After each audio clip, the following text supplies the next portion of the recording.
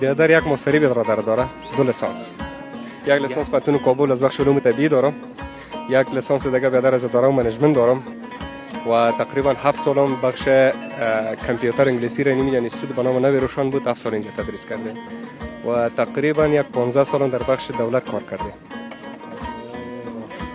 15 سال تجربه کاری، 2 تا لیسانس، یک مستری، یک یا ماستری. فعلا برادر دیگه نیمه فروشی و- را 2 ماه و نیم ما شده که شروع کردیم. ببینین ما چقدر مردم 2 تا لیسانس، 1 تا ماستری بگی، 15 سال هم تجربه کاری داشته باش در دولت و پس از او راه پیدا میکنی تا یک میوه فروش شوی.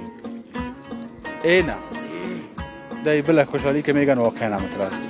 چرا نرفتی کار پیدا نشد؟ آره برادر کار پیدا شد خود واسه نبود؟ دیگه باشه، بر فعلا باشه.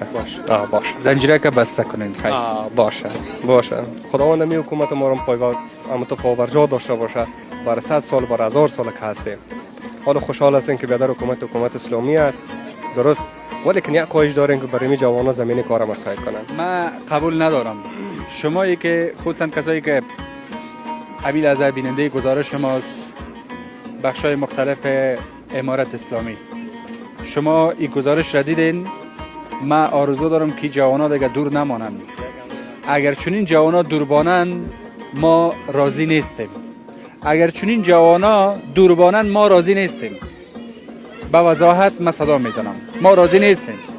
اگر این روند ادامه داشته باشه اینا باید جذب شوند. اینا زحمت کشنه، از پول دولت سر از اینا مصرف شده. خیلی چی کنه؟ بیا کینو فروشی کنه. 2 تا لیسانس، 1 تا ماستری داشته باشه، باز بیا کینو بفروشه. دولت سر از این مصرف کرده، مکتب خوانده، پانتون خوانده، از پول شخصی خود مصرف کرده، پدر و مادر بیادر سرش مصرف کرده به خاطر که یک چیز جور شود. خیلی چی؟ باز بیا کینو فروشی کنه. این خو اصلا دیگه نه رای جوانمردی است، نه رای کاکگی است، نه رای دولتداری است.